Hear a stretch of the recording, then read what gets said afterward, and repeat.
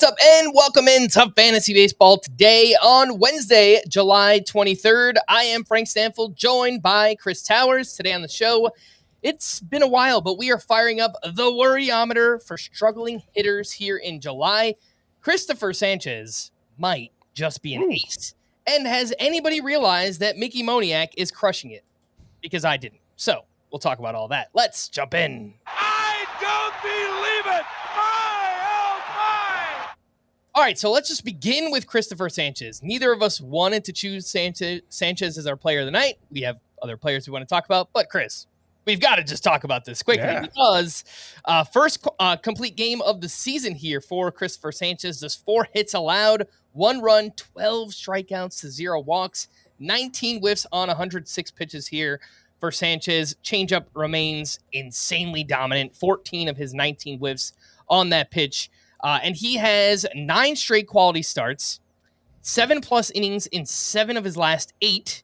And during that 9-start stretch, a 1.54 ERA and a .89 whip, just under a strikeout per inning. But my goodness, Chris, I just called you Chris, putting everything together here. I don't know, man. Is Cristopher Sanchez just an ace? Yeah, I don't see any specific reason to doubt him at this point. The strikeout rate has been up basically all season.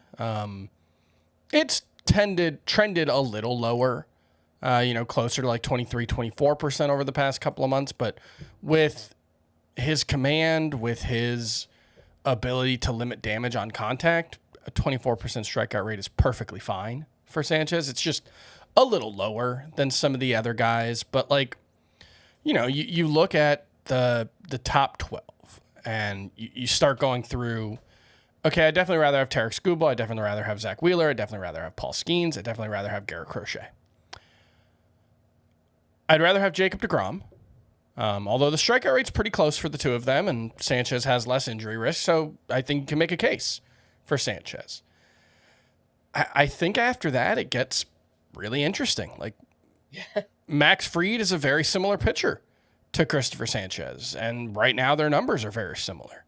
Logan Webb, I think, is a better strikeout pitcher, but Sanchez, I think, is a better source of ERA.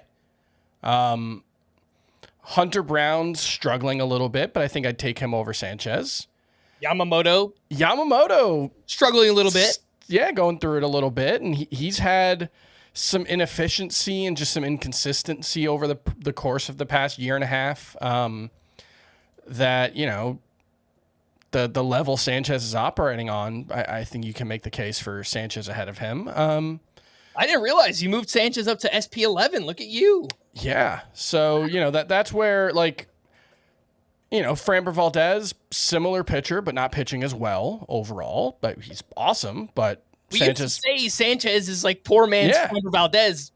Now maybe he's just Framber Valdez. Maybe he's better. I don't know. Just with I think with better control. That's the only real difference between the two of them. And then you've got if George Kirby's right, okay, you might take George Kirby over him. Joe Ryan gets more strikeouts, but obviously there's been some ERA volatility there. So I think anywhere from 7 to 15 makes sense for Cristopher Sanchez, and it just doesn't really matter. Ultimately, I think that'll be a real interesting debate next offseason if he keeps this up and finishes with a 2.50 ERA. Is he a top 10 pitcher? Is he a top 5 pitcher? I think we'll have to have that discussion, but for right now, I think you've got an absolute ace on your hands in Cristopher Sanchez. Yeah, I think that all makes sense. I'm going to move him up to, it looks like SP11, just ahead of Logan Webb, Joe Ryan, Robbie Ray, Mackenzie Gore. Some of those guys have come back down to earth a little bit lately. Logan Webb's swinging strike rate has come down a lot over the past, month and a half or so. Mackenzie Gore has, walks have been up lately. Yeah, he's going through it a little bit too. Yeah, so I think Sanchez, top 12 starting pitcher rest of season. The guy is awesome. Somebody else who was awesome here on Tuesday, Logan Gilbert, perhaps the best we have seen from him all season. Yeah, and this is what I've been waiting for, because I know the results have not been there for Logan Gilbert this season. The results have been, especially since he came back from the injury, a little rough. No 6-inning starts since the first start of the season, a couple of pretty ugly crooked number lines, but then you look at the underlying skill sets and it looks like it's the best version of Logan Gilbert we've seen. And I've been waiting for a start like this to move him up. And that was a name that I pointedly didn't mention in the Cristopher Sanchez discussion, just because I didn't want to give away that I think Logan Gilbert's a top 5 starting pitcher in fantasy baseball. We drafted him like that coming into the season. I think he's been the underlying skills to me look more impressive than we've ever seen from Logan Gilbert. There's been a little bit of iffy command at times. He's getting hit a little harder, but his splitter especially. I mean, this might be the single best pitch in baseball. At least when we're talking about like a put away pitch. There are only, let me make sure I get the number right. There are 6 pitchers since the start of last season who have an individual pitch with a whiff rate over 50%. Logan Gilbert's is one of them. It's all relievers otherwise. Logan Gilbert also, his splitter, has the lowest expected WOBA of any pitch in baseball, and it's not even close. The last 2 seasons combined, it's like 128. The next lowest is 150. It's been an outrageously good pitch. It's been better than ever this season. He's, I think he's lowered his arm angle a little bit.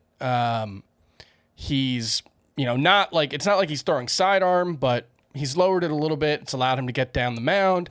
And the 4-seamer splitter combination is playing up so well for Logan Gilbert. The slider is excellent. He's got great command. He's got a 5-pitch arsenal. I've been waiting for him to show this upside so I can move him up, but that's where I'm going. Top 5 starting pitcher. I think from a skills perspective, absolutely, Logan Gilbert is there in terms of his strikeouts, K- walk rate, all the underlying metrics, everything like that. The one thing that gives me a little bit of pause is just his inefficiency this season. Mm-hmm. Again, this is just his second quality start of the year, his first since opening day. So just kind of weird the way that's kind of broken down this year.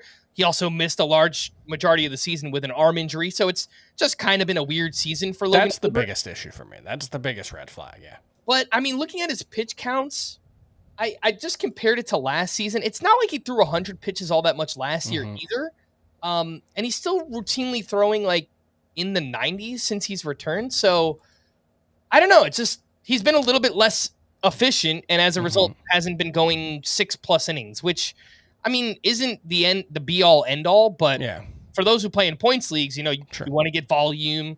If you're going to talk about him as a top 5 pitcher, obviously you need that ace-like volume. I think that's the only thing holding me back from Logan Gilbert right now. Sure. I think I have him at SP10. And until I see him kind of rattle off a few 6+ inning starts in a row, I'm going to leave him there. And that's fair. Not a bad place for him to be. Obviously, he's awesome. And hopefully that arm can hold up too, right? Like I don't want to sweep that under the rug. It's anytime we get an arm injury from a pitcher, it's a scary thing. Same thing happened with Cristopher Sanchez earlier this year, and kind of seems like we've forgotten all about that. But with the way he's pitching, I think it makes sense to forget about that. So, Logan Gilbert's best start since coming off the IL, and perhaps his best start of the season here against the Brewers. Let's talk about Mickey Moniak, because as I mentioned, didn't realize he is just crushing it right now. 2 for 4 with his 15th home run last 29 games. Moniak is hitting .379, 10 homers, 23 RBI, 3 steals, and OPS over 1,200 over his last 29 games. He is absolutely crushing the ball right now. He's improved his plate discipline this year. The strikeout rate is down. His zone contact, both of those are career bests for him. He has started 6 straight. He's started 12 of the past 14. Probably not going to play against lefties. I don't think he deserves to. He's got a .499 career OPS against left-handed pitching. But, we've mentioned Ramon Laureano lately and Angel Martinez. So 5 outfielder leagues, deeper 5 outfielder leagues, Moniak is only 28% rostered. Sure, I think he should be rostered in some of those deeper leagues. Here's the problem. Away from Coors Field, he has a 684 OPS. So start him at home against right-handed pitchers. Yeah, like this is so specific. What we've seen in years past is random scrubs on the Rockies who are useful for fantasy because Coors Field is a great place to hit. And that has kind of gone away in recent years. Remember like Jerkson Profar was on the Rockies and we got kind of excited about him pre-breakout because, hey, he's been a league average hitter, and a league average hitter at Coors Field should be much better, and it just didn't happen for him. This is what we usually wanted. And, you know, I've been a little more excited about Tyler Freeman, who I do think is pretty much worth rostering everywhere. He's been much less Coors Field dependent than Mickey Moniak. Tyler Freeman's actually been good away from Coors Field. Weirdly, Hunter Goodman's actually also been much better on the road than at home, which is always weird when that happens. But I think Moniak is just a streamer in Coors Field when they've got games there, and I don't think there's much beyond that. Yeah. So for those who play in daily lineup leagues, I know daily lineup leagues on Yahoo typically shallower formats, but if you want to play someone in the right matchups, I mean, Mickey Moniak might be that top kind of streamer hitter target right now. Very specific setup for him there. But I think in 5 outfielder leagues, even 12-team roto leagues, if you hold him on your bench and just use him when he's at home, I think you can get some pretty good games here out of Mickey Moniak. So very specific circumstances for him, but kind of a breakout season here for Mickey Moniak. Wanted to give a shout out to some Rangers bats for waking up lately. Corey Seager, who we've talked about a lot, but last 31 games for him, 316 batting average, 8 home runs, and OPS over 1,000 during that time. Absolutely crushing the ball as well. His quality of contact is way up. Marcus Semien, this goes dating all the way back to May 30th. So last 45 games for Semien, he's probably the best second baseman outside of maybe Ketel Marte during that stretch.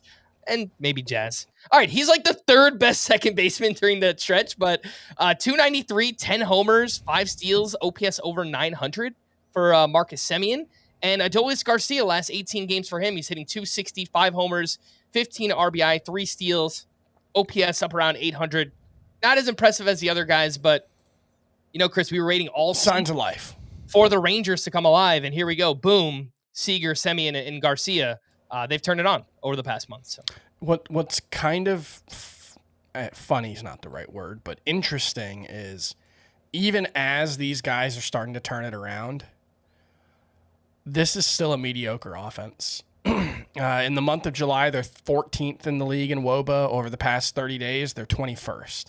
Yeah. So I don't know. Someone's got to be struggling there. It is good Probably to see everybody outside of these 3. I guess. It is good to see, you know, a lot more crooked numbers lately from them. Good to see those 3 guys in particular, since those are the 3 most fantasy relevant names on the team. I guess Wyatt Langford as well. Good to see from all 3 of them. Yeah. All right, before we hit our first break, just a reminder that you can download and follow our 10-minute podcast, FBT Express, wherever you listen to this podcast. And big thanks to those watching us live. Make sure to hit the like button and subscribe on YouTube if you haven't already. Let's take a break, and we'll be back right after this. They want to take this place from us. My family is in danger. My wife is lost to me, and I don't have time. 1923, new season now streaming exclusively on Paramount Plus. Welcome back in Fantasy Baseball today. Let's hit the news and notes. And Tanner Scott was officially placed on the IL with left elbow inflammation. They're waiting on Dr. Neil Elatraj to evaluate Scott's MRI, which still sounds pretty scary. But for now, as we speculated yesterday, seems like some combo of Kirby Yates, Alex Vesia, Blake Trinan. Seems like he's returning soon. He is not off the IL just yet. So would target Yates and Vesia for now. And I do wonder, Chris, if this throws a wrench in the Dodgers trade deadline plans. Like maybe they're in the mix for one of these big names now, like an an Emmanuel Clase or Yohan Duran or David Bednar, someone like that. That's possible. And I would just, even without that, I think that's a good point. But even without that, I would just say that this is not the situation to like blow out your remaining fab budget for. Obviously, it's a great team and could be a good circumstance if one of these guys emerges as the clear closer. But with the trade deadline looming, if Emmanuel Clase gets traded there, obviously he's going to be the guy. If David Bednar gets traded there, I think he's going to be the primary closer. But the other thing you have to keep in mind is when those guys get traded, Cade Smith and Dennis Santana and Griffin Jacks will have the opportunity to step up as closers. And if that were the case, I would much rather have any of those guys than any of the Dodgers guys. So I think it's fine to have some speculative bids for the Dodgers guys, but don't go all out thinking that this is going to solve whatever your save need is. Yeah, it feels very matchup based for now. Yates being the righty and Vesia being the lefty in that bullpen. I know Yates has kind of struggled this year, but his underlying skills still look really, really good here. Yeah. So both him and Vesia under 30% rostered on CBS. I think obviously NL only leagues for sure, but deeper roto leagues, maybe even 12-team roto leagues for now, and we kind of see how this situation evolves. But does sound like a potentially significant injury here for Tanner Scott. Brandon Lau was placed back on the IL due to plantar fasciitis in his left foot. So if we are looking for replacements, the two shallow league names we bring up often for second base, Xavier Edwards, Otto Lopez, the two Marlins guys, they've been hitting well for the past month or so. Jorge Polanco has looked better in July. He's 59% rostered. Willie Castro over the past month has been solid. A little bit of power, a little bit of speed. Colt Keith, I think, against right-handed pitching, when you can find a week where he's mostly facing righties. Not so much in points leagues. That makes a lot of sense. And then the name you brought up earlier, actually two names, Tyler Freeman and Caleb Durbin. Durbin's been doing his thing too. Yeah. So I like those. Who do you like more between Freeman and Caleb Durbin? Oh, it's Freeman. In any format, I think. I think he's actually... Him and Austin Hayes are kind of the two most under-rostered players in fantasy, I think, at least among hitters, because Tyler Freeman, he's hitting .316. I know there's no power there, but he's going to steal a lot of bases. I think he's going to be a really good source of batting average. It's a .305 XBA right now. He's struck out 8.6% of the time. I think Tyler Freeman might be legitimately good. And I did not expect that to be the case this season. I kind of clowned the Rockies for giving up Nolan Jones for him, but that clearly looks like a smart move now. Yeah, and two other names in deeper leagues. Angel Martinez, who we've brought up the last couple days. I think he had 3 more hits here on Tuesday. And Bryce Matthews of the Astros, who hit another home run, a clutch homer, go-ahead 2-run home run late in that game. So he has 3 home runs in the past 2 days. We know that there's a little bit of pop. There's some speed there, lots of strikeouts, but looks like there could be some talent there with Bryce Matthews in deeper leagues. Austin Riley was not reinstated Tuesday as previously thought. The hope is he'll return Friday. They're opting to let him rest up a little bit more. The Braves aren't really playing for much at this point in the season. Hunter Green threw a side session Monday and is scheduled to make a rehab start in the Arizona Complex League on Wednesday. Apparently, Alex Bregman is not at 100% when running the bases. He previously missed 6 weeks with that quad injury, and this kind of surprises me, Chris, because they gave him ample time to get right, and everything we heard on his rehab was that Bregman was kind of itching to get back and stuff, and they gave him enough time, so just a little bit worrisome because maybe this quad can flare back up, Well, remember in, what year was it that he missed time with a quad injury prior? 2021, I think. He missed like 60 games that year. It was like 2 full months plus. And this time it was 6 weeks, I think. Yeah, probably 3 or 4 weeks less than that. So, yeah, about 3 weeks less. So, they said it was similar to that one. So it makes sense that he's not 100%. And didn't he not play in rehab games? Am I remembering that correctly? It seemed like he really did rush back.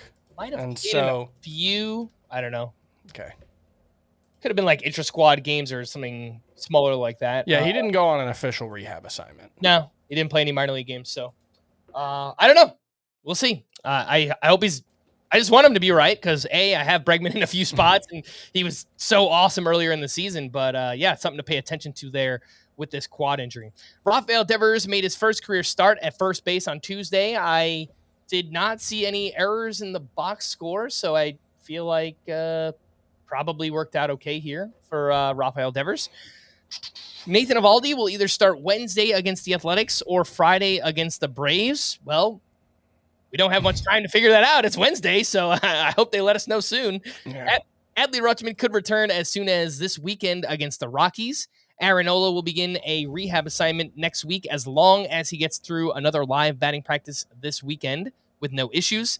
Shane McClanahan won't make his next rehab start as scheduled Thursday due to bicep soreness. So we continue to wait to play the Shane O'Mac sound drop here, Chris. Look, if you've got unlimited IL spots, it's fine, but I'm increasingly of the belief that we're not going to get anything from Shane McClanahan, and anything we do get from him is just bonus at this point.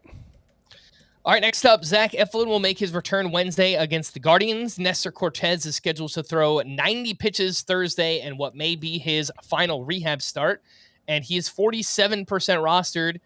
Chris, would you look to stash Nestor Cortez over any of Shane Bieber, Bailey Ober, Luis Heel, Kyle Bradish, Bryce Miller? Maybe Bryce Miller, just because I really do think he's pitching through that bone spur in his elbow. He's further away than Nestor Cortez.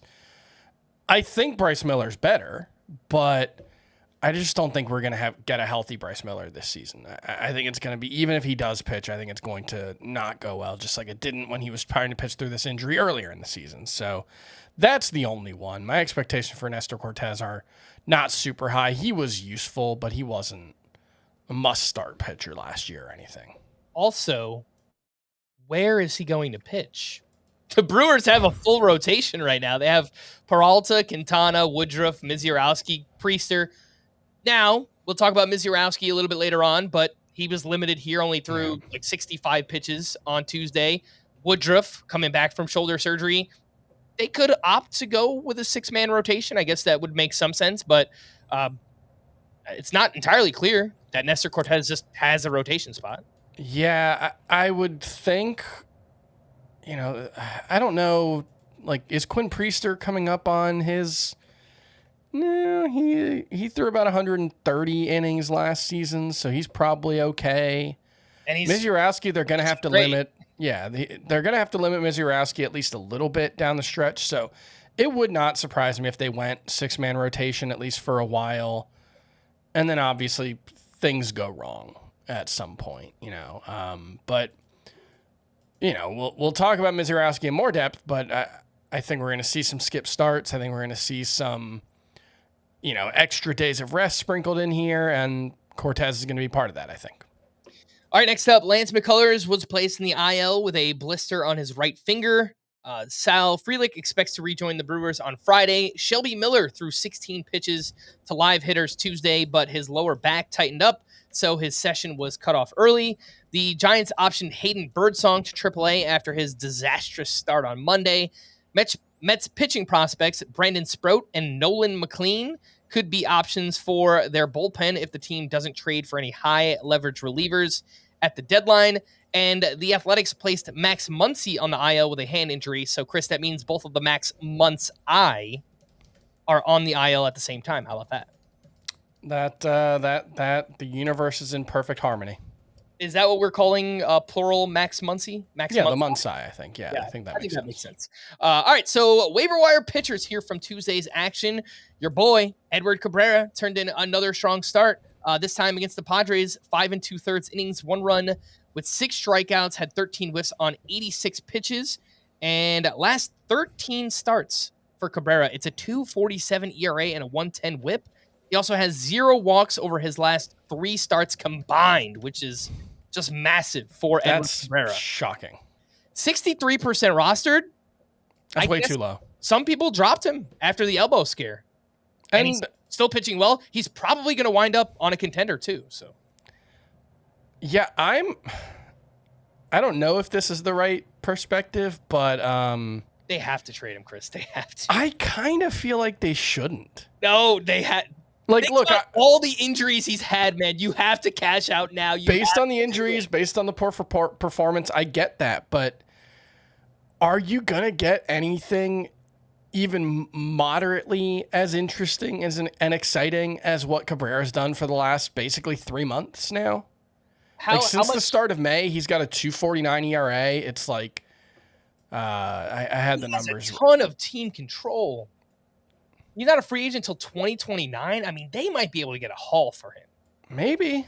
I don't know if they can. They have to hold out for the right deal. Like, if you're trading into the Cubs, it has to start with Owen Casey. It has to. That's my thought process. Yeah, it's got to be like 2 top 10 prospects in a team's organization. Even the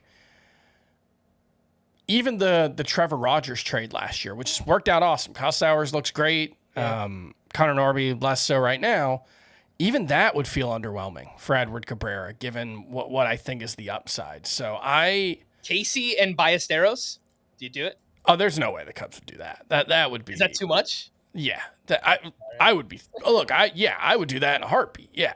I mean, what do you do with Ballesteros and Agustin Ramirez on the same team, though? Figure it out. All right, we're getting ahead of ourselves, but yeah, Agustin Ramirez is not a long-term catcher anyway. I don't think so. I think it's fine. But yeah, Cabrera since the start of May, 2.49 ERA, 72 strikeouts to 19 walks in 68 and 2/3 innings. It's just, if that's real at all, I don't think he's a 2.50 ERA guy, but if he's a 3.50 ERA guy with those ratios, a 4-to-1 strikeout to walk ratio, like if that's real at all, it just doesn't seem guaranteed that you're going to get a more interesting talent for him. If you can, okay, but I think he's way under rostered in fantasy. Obviously, injury concerns very prominent for him, but he looks like a very solid starting option in fantasy right now. Would you take Cabrera over? I mean, the biggest name from last weekend was Quinn Priester, the 10 strikeouts against the Dodgers. Who do you like more rest of season? I think Cabrera's the more talented pitcher. I think the skills are better too. Just, I don't know, man. The Brewers have this kind of devil magic with their pitchers. Yeah, and look, Cabrera... Quinn Priester, to his credit, I mean, for the past 2 months, he has similar numbers to Cabrera. Yeah, and Cabrera left his last start with an elbow injury. So if nothing else, that might be enough to give Quinn Priester the edge. Yeah. There's certainly more ways for things to go wrong for Cabrera. Would you take Cabrera over Brandon Walter, Zebby Matthews, Emmett Sheehan? I think so. Walter would be the toughest one because I really like what he's doing right now, but I think I would go with Cabrera over those guys. I think so too. A couple other waiver wire pitchers here. Cam Schlittler was okay in his second start at the Blue Jays. 5 innings, 2 runs, 3 walks, 3 strikeouts. The velocity on his breaking stuff was down quite a bit here, and just wonder if it's related to that biceps issue that they talked about coming out of the All-Star break. Frankie Montas, solid against the Angels, 5 2/3 innings, 2 runs, 6 strikeouts. And Landon Root, solid outing at the Braves, 5 shutout here with 6 strikeouts, 12 whiffs on 87 pitches. Oh, also one more. Eduardo Rodriguez, how can I forget Erod? 6 1/3 shutout, 3 walks, 3 strikeouts. We know he's capable of good starts. Like, there is talent there. Yeah. He also has allowed 4+ earned runs in 7 of 17 starts and 8 earned runs twice this season. So, yeah. I don't also no strikeouts today. 3 strikeouts in 6 innings. That's not worth chasing for Cabrera. Any of these names stand out, Chris? Cam Schlittler, Frankie Montas, Roop, Erod. I'm not particularly interested in Montas. Roop, I just think it's going to be frustrating. It's going to be inconsistent. It's going to be a lot of short outings. So it's like NL Jose Soriano, but he doesn't go deep into starts. Yeah. And then Schlittler remain interested in the talent, certainly, but this was an iffy enough start. Only 3 strikeouts to 3 walks, 9 whiffs on 90 pitches. Blue Jays do not swing in. Blue Jays are great right now. That's fair. But it's enough of a step back that I think it's okay to not push the pedal to the metal. And he's rostered in basically the same number of leagues as Edward Cabrera. I'd rather have Cabrera. Agreed. But I think he's probably second on this list. What about Schlittler or Brandon Walter? Walter. What about Schlittler or Zebby Matthews? I still think I like Zebby Matthews' upside more. All right, fair enough. A couple waiver wire hitters here. Chandler Simpson ran wild on Tuesday, 1 for 3 with a walk and 3 steals. He has 30 steals in 58 games this season, which is pretty crazy. He's just going to lead the league in steals. I think he's 2 back right now. Yeah. There's a lot of steal numbers that are down this season. Mm-hmm. I was looking, obviously we've mentioned this with Ellie De La Cruz, his steal pace is way down. Bryce Terang, he's on pace for 29 steals. He had 50 last year. That one's weird. They didn't change the rules. He's hitting for more power. He's getting on base a little less, so. Kind of weird. We'll talk about Terang a little bit later on.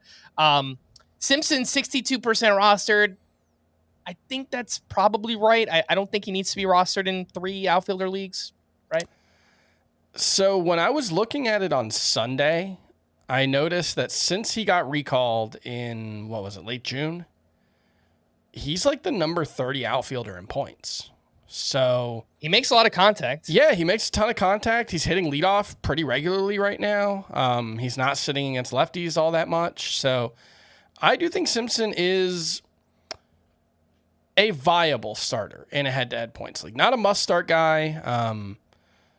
The other thing, any outfielder that you compare is going to come up short next to Austin Hayes, who didn't do anything today that I know of, but he's actually cooled down a lot. He's cooled down since his most recent injury, but when I was checking on Sunday, he was 12th in points per game among outfielders. I'd rather have him than Chandler Simpson unless I specifically need speed and batting average. But I think Simpson he's worth rostering in any league. It's not to say he's a must roster player in every league, but I think he's a viable option in any format. Ryan McMahon, 1 for 3 with his 16th home run, and he has 4 home runs in his past 8 games. Another name here trying to increase his trade value, trying to get moved at the deadline. Finally, if the Rockies, finally decide to trade any of their pieces. It hasn't been a great season for McMahon. He has 16 home runs. His average exit velocity is in the 97th percentile. So 48% rostered. I think that's fine. Stream him as a corner infielder when he's at home. If he gets traded, obviously taking a hitter out of Coors Field is not ideal, but maybe putting McMahon in the middle of a much better lineup in a playoff race, I don't know, maybe that kind of sparks his value.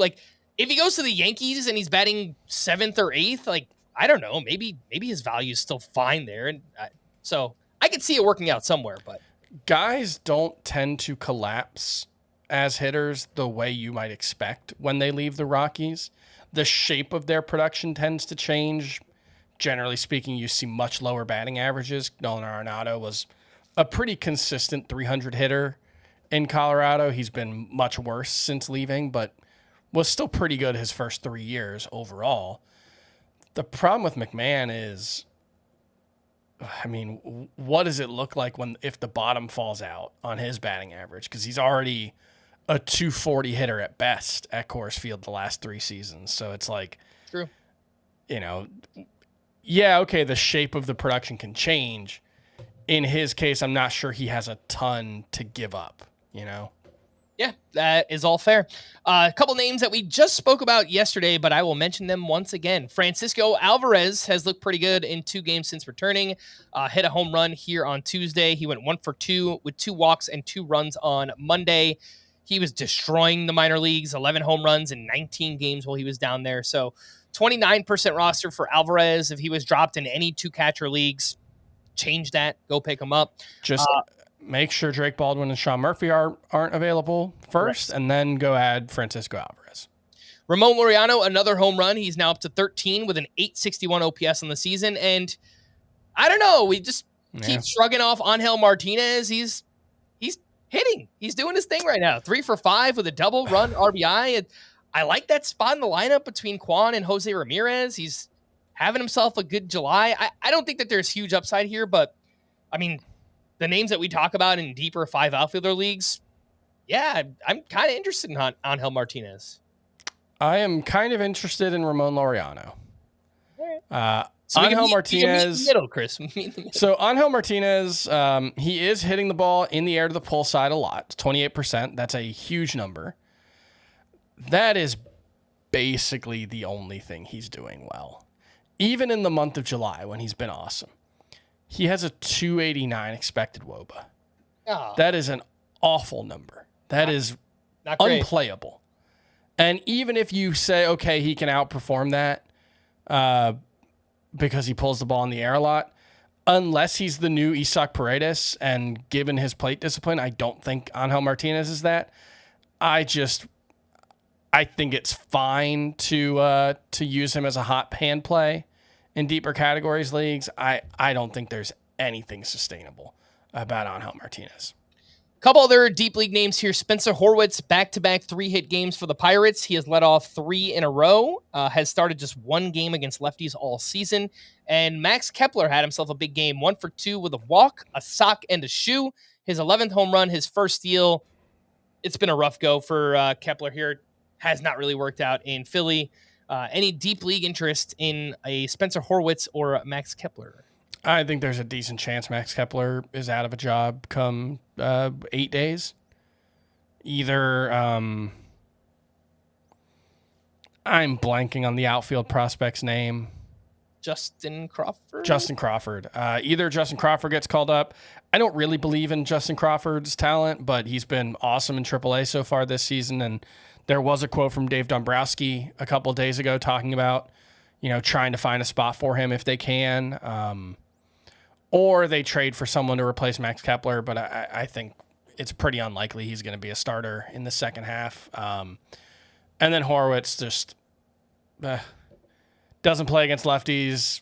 He's like a mid-700s OPS bat. That's just an NL only guy, I think. Justin Crawford, by the way, son of Carl Crawford. Son of Carl, yeah. Wondering, this season at AAA, hitting .325 with 2 homers, 29 steals, and 830 OPS, 12% walk, 18% K, 90 mile per hour average exit velocity, but hits it all into the ground. All on the ground. That's the biggest problem for him. Is it's going to be really, really tough to be, he's not Chandler Simpson either in speed or in bat control. So that's the biggest reason why I'm skeptical of Justin Crawford as a prospect. He's not Chandler Simpson, but Fangraphs gives him a 70 grade speed. I mean, that's a legit tool for him. He's fast, yeah. I don't know. Maybe it's, a really good batting average. Yeah. Outlier speed, not Chandler Simpson level, but I see a fantasy-friendly profile here in Roto leagues at least, but probably not going to be any power for a Justin Crawford. Speaking of prospects, let's check in on some rookies here. Matt Shaw, I don't know, continues to make some noise lately. Last 5 games, he's got 8 hits, 2 homers, and 2 steals. Extremely small sample size, but we know that there's talent there. If the Cubs acquire a third baseman before the deadline, I don't think it's going to happen for Shaw this year. Mm-hmm. But if they don't, then I still think there could be a little bit of upside here down the stretch for Matt Shaw. Colson Montgomery, 1 for 4 with his first career home run. He's holding his own-ish so far. He's hitting .261, 6 walks to 14 strikeouts. Not terrible, but his underlying plate discipline metrics are really, really bad for Colson Montgomery. So we'll see where that goes. And Bryce Matthews, I mentioned that earlier, 3 home runs in his past 2 games. Deep leagues, let's pay attention. If he just continues to get everyday playing time for the Astros, yeah, maybe there could be something here with Bryce Matthews. I think Bryce Matthews might be good. Might be. I mean, I kind of like him. A little bit of pop. There's a lot of speed. Also a lot of strikeouts too. So it's it could be a lower batting average, if we're just projecting long-term. If he plays every day, it could be Trevor Story-esque. 15-ish home runs, 25 steals, someone like that, maybe, if everything works out here for Bryce Matthews. So we'll see. Let's take our final break. When we return, we'll fire up the worryometer for July struggles. We'll do that right after this. When you need your sports news all the time, we've got breaking news to bring to you. CBS Sports HQ gives you a snapshot of all the sports that matter to you. When you need your sports in a snap, find it on CBS Sports HQ, streaming free anywhere you are. Welcome back in Fantasy Baseball today. Worryometer Wednesday. We haven't fired it up in a while, so let's do it, Chris. We have some hitters that are struggling here in July. And as we have done in the past, worryometer 1 to 10. 1, you are not worried at all. 10, you are freaking out. What do we do with this player? Tommy Edman. So last 22 games dating back to June 20th. This was entering Wednesday. 133 batting average, 1 homer, 0 steals, not hitting the ball with any authority. Back in April, he was crushing the ball. He had 8 home runs, an OPS over 800. He went on the IL with that ankle injury, and I kind of just feel like it's derailed his season completely here. So, Tommy Edman, where is he on the worryometer, 1 to 10? Yeah, so you look at the past 250 plate appearances, his xWOBA is 319. The past 100, it's 306. That's pretty much what Tommy Edman's been for most of his career. And he's been a very useful fantasy option for most of his career. The problem is Tommy Edman does not steal bases anymore. He had 6 in 37 games last season. That's like a 25 to 30 steal pace. He has 3 in 79 games this season. And so still 82nd percentile speed. Yeah, he's still pretty fast, but he has lost a step. And if he had that little power boost early in the season, he hit for some power last season. We were thinking maybe, he's found this pull side air thing and he's turning into a decent power hitter. And no, it doesn't seem like it. It seems like he's turned back into what he's been for most of his career without the stolen bases, which makes it a super, super fringy profile for Tommy Edman. So he's someone that probably going to have to move down next time I update my rankings. But where is he on the worryometer, Chris? 8. 8. Is he droppable? Yeah. I think so, yeah. I think Tommy Edman is not at all a must-roster player, and you look at, wouldn't you rather have Otto Lopez than Tommy Edman at this point? I think I would. Yeah. I think we're dropping him. He's maybe not even a top 20 second baseman now for me. In head-to-head size lineups where you don't have an extra middle corner and it's only 3 outfielders, I think Edman is probably droppable in those. In Roto or deeper, where you do have the middle corner, Edman now has third base eligibility and 5 outfielders. I think he's worth keeping around. Maybe you just bench him for now, but head-to-head lineups, I think you could probably drop Tommy Edman, unfortunately. What about Brian Reynolds, who had himself a big game on Tuesday, 3 for 5 with 2 runs and 2 RBI, but those have been few and far between this season. June was his best month, and now July is his worst. 194 batting average, 0 homers, a 464 OPS, a 40% strikeout rate in the month. The quality of contact has cratered here in July. And this is all pretty crazy because when you look under the hood for the season, Chris, the quality of contact is the expected numbers. They're all there for Brian Reynolds, but it has been a rough one. Where is he on the worryometer? I think the quality of contact overall remains impressive enough that I'm not too worried. Now, it has taken a hit in the month of July. Let me pull up exactly what it is. 189 expected WOBA in July. Whiff rate's up to 37%. Average exit velocity down to 87.5. I think he's just slumping. He's been slumping all season, Chris. Well, yes, but there are different types of slumps, right? There are the slumps where you're just not producing well, and then there are slumps where your skill level takes a step back. And for most of the season, Brian Reynolds was just the former. It was just the numbers weren't there, but the process looked great. And then now it's both. The process looks bad and the numbers aren't there. I will take the longer track record. I will take the overall production or overall underlying numbers still looking very good, and tag Brian Reynolds with a buy low label and a 2 on the worryometer. All right, next up we have Josh Lowe from the Rays. Brutal July, hitting 140 with 1 homer, 0 steals, 2 caught stealing, a 465 OPS. Strikeouts, not a problem in the month, but just not barreling the ball up, not making ideal contact here. Expected numbers still look pretty good. Chris, where is Josh Lowe on the worryometer? I'm not the Josh Lowe guy, so I feel like you and Scott need to answer this one because you guys like Josh Lowe a lot more than I do.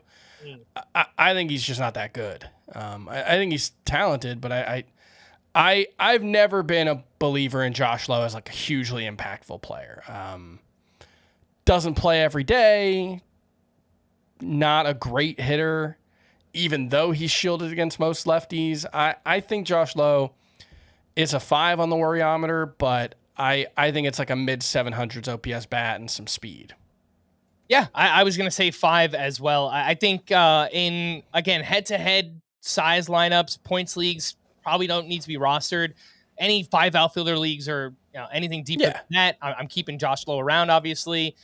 Maybe you bench him in weeks where they're facing a bunch of lefties or whatever it might be. I kind of feel the way you spoke about Reynolds, that Lowe is just kind of slumping right now because when I looked into the underlying numbers for July, they're not really terrible, and his expected stats are still pretty fine. So, I think for deeper leagues, I would still be holding on to someone like Josh Lowe and Roto. I think the speed is going to bounce back. I think he's just, he had 2023? Yeah, when he was like a close to a 30-20 guy.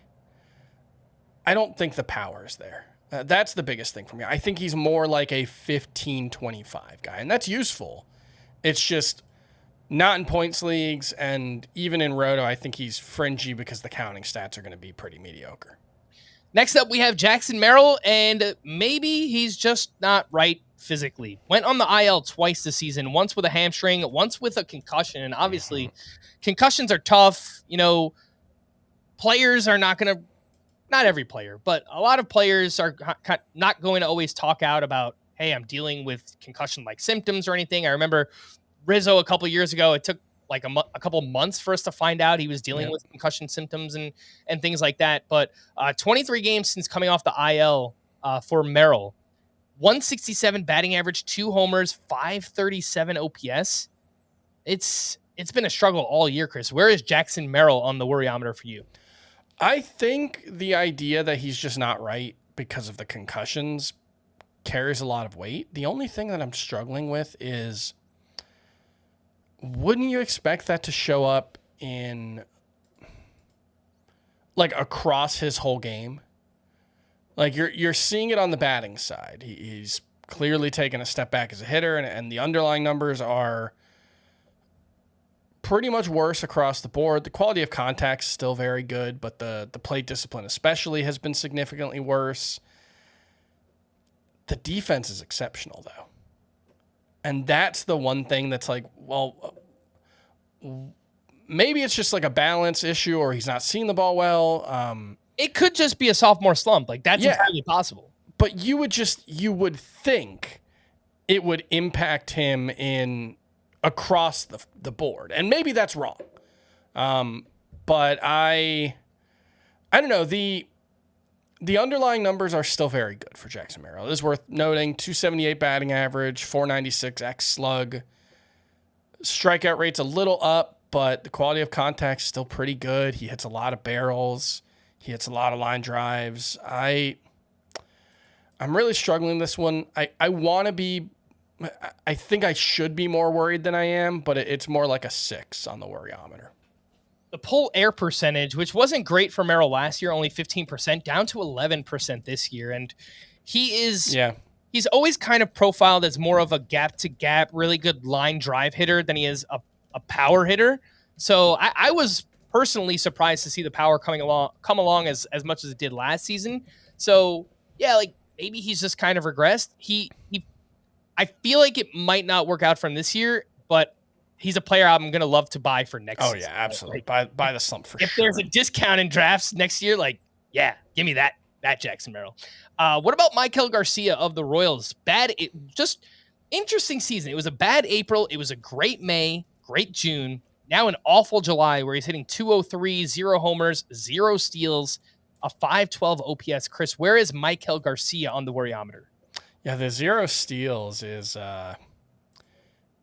concerning because that's always been the thing he could, even last season he buoyed his value by stealing a bunch of bases. The plate discipline still looks excellent.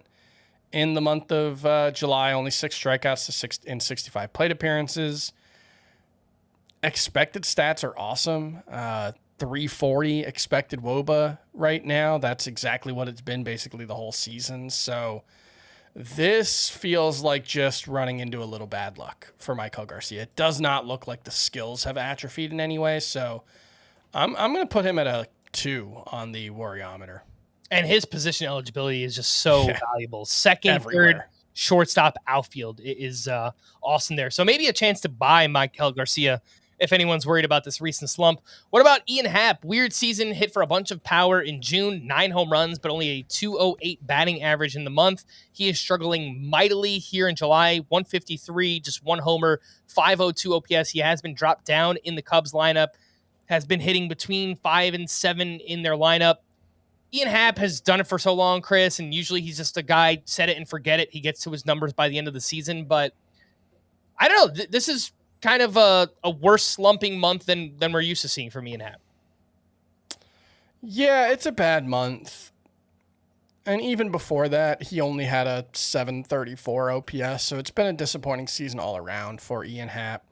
Quality of contact metrics have taken a slight step back across the board, but his plate discipline, his strikeout rate's a little better than it was last season. So I don't know. On the whole, I'm not too worried. I think he's a perfectly fine 3rd or 4th outfielder, and I don't really think we need to overthink it. Ian Happ's going to get hot. I think he's fine. All right, I'm going to say a 4. Next up, we have Elliot Ramos from the Giants, who, if you look at his month-by-month breakdown, he really just had a massive May. So OPS by month, 662 in April, 1,007 in May, 719 in June, down to 575 here in July. So, and he got out to that great start last year. He slumped in the second half. Maybe Elliot Ramos is just a super streaky player is what we're learning about him. But where is he on the worryometer? Yeah, he's in a deep slump. His ex-WOBA over the past 100 plate appearances is down to 271. Yeah, I don't know. What's the okay, the splits still look pretty good. Last year he was heavily overweight against lefties and was really bad against righties. This year he's actually been slightly better against righties, which is a promising sign. And I think what you expect from a young right-handed hitter in particular. But yeah, I think your explanation makes a lot of sense that he might just be a really, really streaky hitter, and he's definitely in a slump right now. 266 ex-WOBA in July. Because we don't have much of a sample size with Elliot Ramos, I think it's reasonable to be a little more worried about him than most, but I'm not panicking to the point where I'm dropping him in a 5 outfielder league, certainly. In a points league, I think he's, who he reminds me of, actually? Who's that? Lourdes Gurriel. Okay. Just like at the end of the season, the numbers are going to look good enough that you're like, he's like the 29th best outfielder in fantasy or the 37th best outfielder in fantasy, whatever it is. But like it never over the feels that way. Yeah, over the course of the season, like guys come and go, guys get hurt. Yeah, maybe that's what it is. Maybe it's just he's never quite as good as he looks at his best and never quite as bad as he looks at his worst, Yeah, I think that's fair. Last name on the list here is Bryce Terang, who went 0 for 4 with a golden sombrero here on Tuesday. Such an up and down season for him as well. Great April, rough May, bounced back in June, terrible July, where he's hitting 218 with 1 homer, 1 steal, 580 OPS. You put it all together, 275, 6 home runs, 60 runs scored. That all sounds okay. 18 steals? Yeah. On pace for 29. Last year it was 50. I don't know. Where is Bryce Terang on the worryometer? The one thing I want to look at is the attempt pace because Okay, so he's only on, if you give him the same number of games as last year, he's only on pace for 42 attempts. Last year it was 56. So it's not just that he's been much less efficient, because that was the one thing that was obviously going to regress for Bryce Turang. He was 50 for 56 on stolen bases last season, and stolen base percentage has very little year-to-year correlation. Guys will go from 95% to 81%. Most high-volume guys are going to settle around 85 to 80%. It's really hard to be like a 90% guy while stealing a ton of bases. So, but it's not just the regression of the stolen base rate. And in Turang's case, it kind of feels like he tried to remake himself this season. And for the most part, it's been successful. He's managed to hit for more power and make up for what he's lost in a higher strikeout rate by just hitting the ball much better. And I think on the whole, that's probably where he's at. But we have a very limited track record. His last 100 plate appearances, xWOBA is down to 276. That's really, really bad. So I'm a little more concerned about Bryce Turang than I am most of these guys on this list. I'll say a 7, just because if he's not a true standout in stolen bases, I don't know where he is a standout. Yeah. And man, his numbers each of the last 2 seasons against non-fastballs are horrible. 268 xWOBA against breaking balls, 288 against off-speed pitches this year. Basically the same last year, actually a little bit worse. So, we don't usually think of this type of player as the guy who can only hit fastballs. That's usually like a Jorge Soler or Rhys Hines, just the all-out sluggers. But Turang is really bad against non-fastballs. And that kind of big weakness in your game, that could just be something that pitchers are finally starting to catch up to. It's possible. Yeah. Rhys Hines was a nice pull there. I like that. Of all the sluggers you could think of, you're like Rhys Hines, Yeah. The other guy, the Guardians version of Rhys Hines, Noel. So that's another one. That's another one I could have gone with. Yeah. One thing I was worried about Turang coming into the season were his splits. He was really bad against lefties last year. His splits are actually pretty even this season. So even in a head-to-head league where you need volume, I think he's going to play every day, and batting average. Just worry about him getting dropped down. It's like, second base is a bad position. I don't know. I guess it's been a little bit better lately, but yeah, I think I'm still holding him. I don't think he's a drop even in a head-to-head size league, but maybe you can ride the hot hand and start somebody who's better right now over Turang in a head-to-head size league, just while he's slumping. Again, he kind of goes through these off on great months, bad months. So again, that is Bryce Turang. Let's wrap up with some leftovers here. What are we doing with these starting pitchers? Jacob Misiorowski, he looked great when he was in the game, but he only threw 64 pitches at the Mariners, 3 2/3 shutout innings, 7 strikeouts, 16 whiffs on 64 pitches. That is an insane rate of whiffs there against the Mariners. And he threw 70% of his pitches for strikes. But, Chris, I don't know. We hadn't talked about this much. 64 pitches for Misiorowski. Is he going to be limited? Kind of like a Drew Rasmussen in the second half? I don't know. That would severely, hinder his fantasy value. Yeah, I don't think it's a Drew Rasmussen situation. The key distinction is, one, Drew Rasmussen has had 3 different elbow reconstructions, 2 Tommy Johns, 1 internal brace. 2, he only threw 33 innings last season, or 36 innings, whatever it was. It's only 80 the previous 2 seasons combined. He's already up close to 100. Misiorowski was at 97 last year. He's actually 4 innings below that right now. So I think there's a lot more room for Misiorowski. It's just, once you start to do the math, though, and it's, okay, maybe they push him to 140. Maybe they'll willing to push him to 150 if they get to the playoffs, right? Well, 50 more innings at 10 starts is 5 innings per start. Okay, maybe we get him in a 6-man rotation. They skip him twice, and you get 10 more starts the rest of the way. If it's 12 more starts at 50 innings, then you're going to look at a lot of 4-inning starts. So the math does get tough. I think there is potentially room to view Jacob Misiorowski as a sell-high candidate. Obviously, he was great today. He just had the fastball. He didn't throw anything but the fastball base because he didn't need it. 13 whiffs on the fastball. He was just blowing it by guys. I did see Pat Murphy talk before the game about Misiorowski not being fully stretched out coming out of the All-Star break. I remember he threw 1 inning in the All-Star game, hadn't thrown in like 12 days otherwise. This was planned. It wasn't an injury at least. But yeah, I think it's a little concerning that we're not going to get a lot of 6-inning starts from Misiorowski the rest of the way. Sure.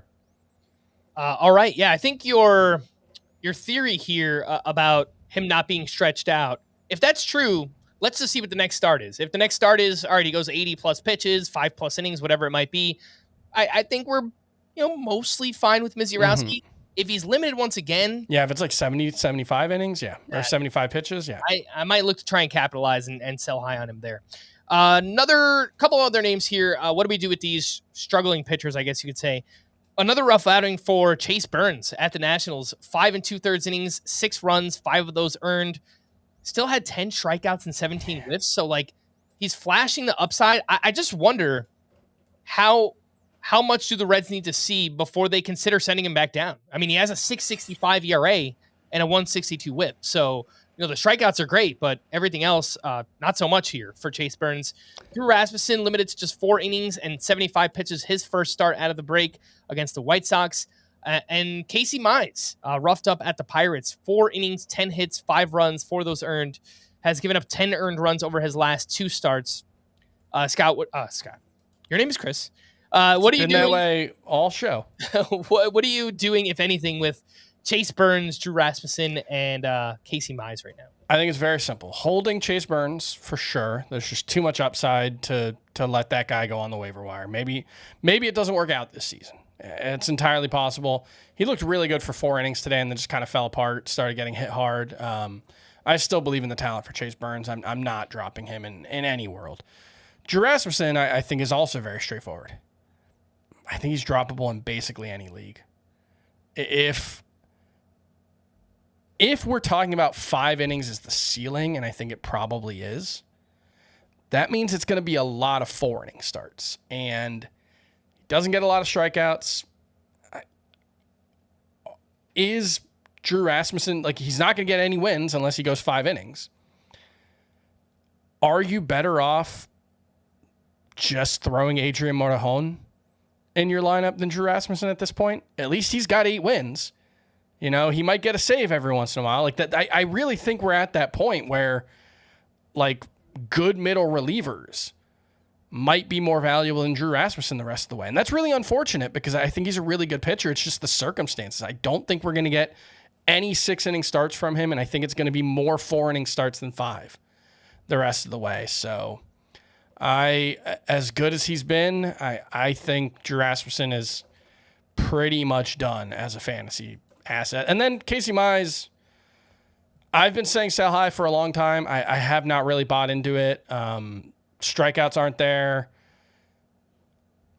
If somebody views him as a top 40 starting pitcher, I think it's worthwhile to try to trade him, but I don't necessarily think anybody really does view Casey Mize that way. So I don't know. I think he's fine to hold, but I don't think he's going to be all that good the rest of the way. I think it's more like a 3.80 ERA. All right, we did get a bit of an update here on Tanner Scott after the Dodgers game. He said his MRI only showed inflammation in his elbow, no ligament damage. He'll be shut down from throwing for the next couple days and then go from there. So at least for now, it doesn't sound like a long-term injury here for Tanner Scott, but at least in the interim, there are other names that will be picking up saves for the Dodgers. Some ace-like outings. We talked about Sanchez. We talked about Logan Gilbert. Jacob deGrom, another strong start. This one against the Athletics. 6 innings, 1 run, 9 strikeouts, 28 whiffs on 86 pitches is just insane stuff for Jacob deGrom. Framber Valdez, another quality start. This one at the D-backs, 7 innings, 1 run with 4 strikeouts. And Matthew Boyd was nasty against the Royals. 7 shutout with 6 strikeouts for him. Chris, anything on Boyd, Valdez, and Jacob deGrom? DeGrom and Valdez, just business as usual for these two guys. They're awesome. Boyd, I mean, it's also business as usual here. He's been awesome all season. I still don't quite get it. It's weird to see a really, really good Matthew Boyd without a really good slider. But I don't know. He keeps getting it done. He's clearly not a 2.20 ERA guy, but is he a 3.20 ERA guy and a 1.10 WHIP guy? He might be. Yeah. All right. There's still some room for sell high, but it's not like a get out now kind of situation. Some hitting leftovers. Jose Ramirez continues to provide huge power and speed. 1 for 2 with 3 walks, a sock, and a shoe. His 21st homer and 30th steal of the season. Kyle Schwarber, another home run here in July. He's up to 8 with a 10.16 OPS in the month. Cody Bellinger continues to rake. He hit his 18th home run last 26 games for Bellinger. 369 batting average, 9 homers, an OPS over 1,000. Jazz Chisholm blasted another home run as well, his 18th of the season. 40 games since returning way back in early June. 301 batting average, 11 home runs, 4 steals, and OPS over 950 for Jazz during that time. Cal Raleigh hit another home run, his league-leading 39th of the season. And the Cubs ran wild against Rich Hill, man. It was like picking on the grandpa. Like, come on, man. What are we doing here? The Cubs had a total of, 2, 3, 4, 5, 6, 7 steals here. Nico Horner had 2. Kyle Tucker, his 23rd. Matt Shaw, his 13th. Dansby Swanson, his 8th. Seiya Suzuki, his 3rd. And even Justin Turner, his 2nd steal against Rich Hill. Remember when the Cubs didn't steal any bases in the first half of last season and how concerning that was? And I know Scott kept calling me out because I brought up all these stats about how Craig Counsell likes to run, and he just didn't do it in the first half of last year. He just needed to get his feet wet because the last 365 days, the Cubs have 182 steals in 162 games. That's a lot. That's a really high number. So yeah, they figured that out. And then I just want to share this stat because it blew my mind. We obviously have 2+ months left in the season. I believe Cal Raleigh matched the Mariners' record for most home runs in the first 5 seasons of a player's career, matching Ken Griffey Jr.'s Mariners franchise record, and he's still got 2.5 months left, or 2 1/3 months. That is a bonkers stat for a catcher. Yeah. 132 career home runs, ties Ken Griffey Jr. for most by a Mariner in his first 5 seasons. Yep. He's going to add 10 more at least. Yeah. That's that's wild. Shatter that. And we're talking about, Ken Griffey, who's, one of the best players we've ever seen play baseball. So yeah, I don't want to, it's too early to say the thing that I almost said, but don't say it, Chris. He's on a wild career trajectory. Yeah. Cal Raleigh. The big dumper continues to get it done. Call to the bullpen here for the Marlins. Ronnie Enriquez got the 9th inning with a 3-run lead. He gave up 2 runs, but picked up his 6th save of the season. For the Guardians, Emmanuel Clase picked up his 22nd. For the Pirates, David Bednar picked up his 15th. For Tampa Bay, Pete Fairbanks pitched a clean inning for his 17th save. For the Blue Jays, Jeff Hoffman got the 9th with the game tied. He gave up a go-ahead home run to Ben Rice and took the loss. On the other side, for the Yankees, Devin Williams allowed a hit, but struck out 2 for his 15th save. For the Mets, Edwin Diaz was unavailable. Ryan Stanek got the 9th inning with a 1-run lead. He picked up his 3rd save. For the D-backs, Kevin Ginkel entered in the 7th with a 1-run lead, a 1-runner on. He got the final 2 outs, and then Jake Woodford came on in the 8th inning and immediately gave up a go-ahead 2-run homer. So it's not going to be Jake Woodford, I guess. Or Kevin Ginkel. I mean, maybe Ginkel's this highest leverage guy. They wanted to use him in the 7th. There was a runner on. It was a 1-run game. So hopefully Shelby Miller's back soon. I think they probably would have went with Kendall Graveman, or they have a lefty there, Kyle Backus, I think his name is. Yeah, Graveman got the win in extras yesterday or the day before, I think. I think he It might have been or maybe it might have been whatever it was. Yeah, game with like a 4-run lead or something like that. But I think Ginkel had pitched a high leverage spot before that, so I think Graveman is the next guy in line. But I think it's still Ginkel. But hopefully Shelby Miller's back quickly enough that it doesn't matter. Here we are, right? It's July 23rd. We're talking about D-back saves options, and none of them are good, apparently. For the Astros, Josh Hader was unavailable. Lefty Brian King got the 9th with a 2-run lead, and he picked up his first save. And then for the Mariners, Andres Munoz got the 9th inning with a 1-run lead. He walked 2, but struck out 2 for his 22nd save of the season. To stream or not to stream on Wednesday, we have your boy, Mike Soroka, up against the Reds. Mike Soroka. Colin Ray gets the Royals. Brandon Pfaadt gets the Astros. Slade Ciccone against the Orioles. JP Sears at the Rangers. Patrick Corbin against the Athletics. I like Soroka. I think Ciccone is fine. I think Palante's fine. In course? Yeah, I mean, he's a ground ball pitcher, so you would think it'll... But look, it's possible it goes poorly. I said fine, not good. I think Soroka's clearly the best option, and that means he's going to give up 5 runs in 5 innings.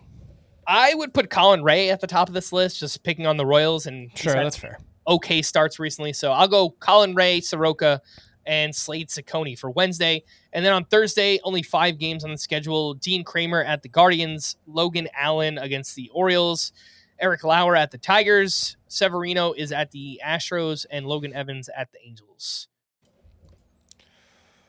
I think Kramer... Lauer, I don't love the matchup. Yeah. But he's been pitching really well. And then Kramer has actually been really good for like 2 months, weirdly. Yeah. His splitter, I think, has been really good. And Cleveland's a beatable matchup, so I think that one's fine. Yeah, I would put Kramer at the top of the list, followed by Eric Lauer there on Thursday. We are going to wrap there. For Chris, I am Frank. Thanks as always for tuning into Fantasy Baseball today. Please make sure to follow and leave a 5-star rating on Apple or Spotify. And we will be back again tomorrow. Bye-bye.